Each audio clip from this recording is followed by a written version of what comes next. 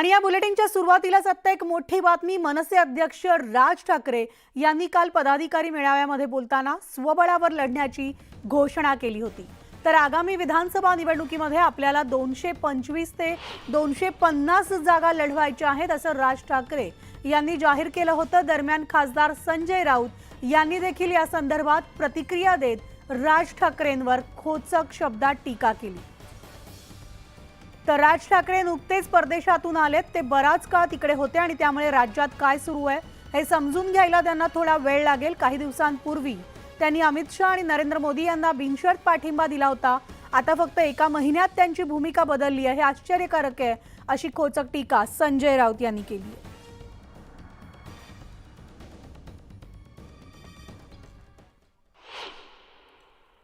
विधानसभेच्या निवडणुकीमध्ये मला महाराष्ट्र नवनिर्माण सेनेचे आपले सर्व पदाधिकारी आपले लोक मला सत्तेत काही करून बसवायचे, काही करून।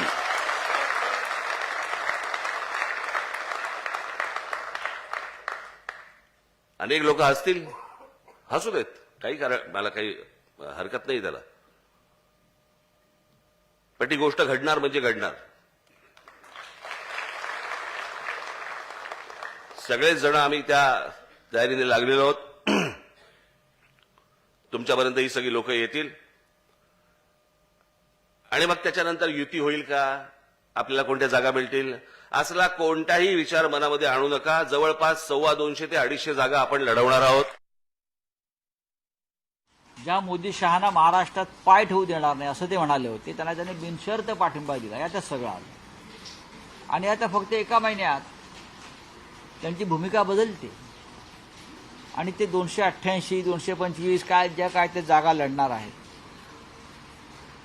हे आश्चर्यकारक आहे खरं म्हणजे। पण हा त्यांचा पक्ष आहे, या त्यांच्या भूमिका आहे आणि महाराष्ट्राच्या विधानसभेत अपशकुन करण्यासाठी महाराष्ट्राच्या स्वाभिमानी पक्षांना ही पावलं उचलली जात आहेत का हे पाहावं लागेल।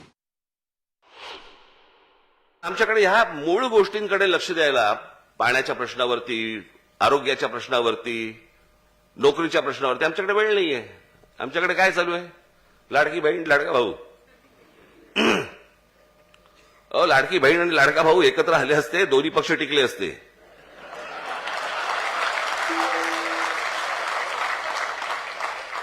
योजना कशाला पाहिजे त्याच्यासाठी? बहिणीला 1,500 रुपये देणार आणि काहीतरी असंच आहे ना, 1,500 रुपये महिन्या वगैरे आहेत का पैसे मुळात राज्य सरकारकडे?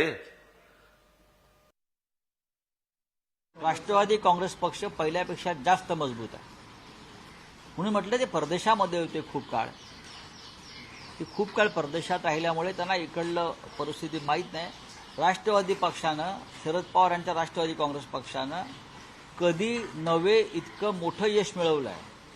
हे पक्ष टिकल्याचंच लक्षण आहे, कार्यकर्ते जागेवर असल्याचं लक्षण आहे आणि लोकांनी भरभरून मतदान केल्याचं लक्षण आहे। 8 लोकसभेच्या जागा जिंकणं माननीय पवार साहेबांच्या नेतृत्वाखाली लहान गोष्ट नाही। तर लोकसभा निवडणुकीत राज्यात महायुतीला मदत केल्यानंतर आता महाराष्ट्र नवनिर्माण सेनेनं आगामी विधानसभेत स्वबळाचा नारा दिलाय।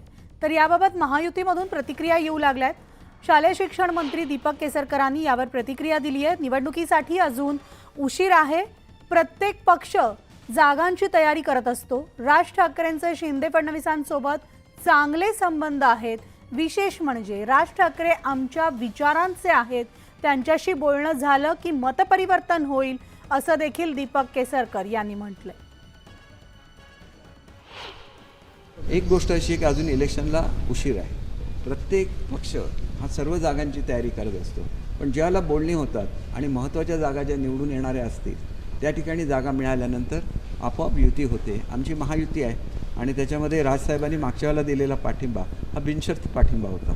यावेळेला त्यांचे आणि शिंदे साहेबांचे, फडणवीस साहेबांचे अतिशय चांगले संबंध आहेत आणि विशेषतः ते आमच्या विचाराचे आहेत। मोदी साहेबांनी केलेला विकास त्यांना आवडतो आणि त्याच्यामुळे मला असं वाटतं की त्यांच्याशी ज्याला बोलणी होतील त्याला त्यांचं मतपरिवर्तन होऊ शकेल असं मला स्वतःला वाटतं।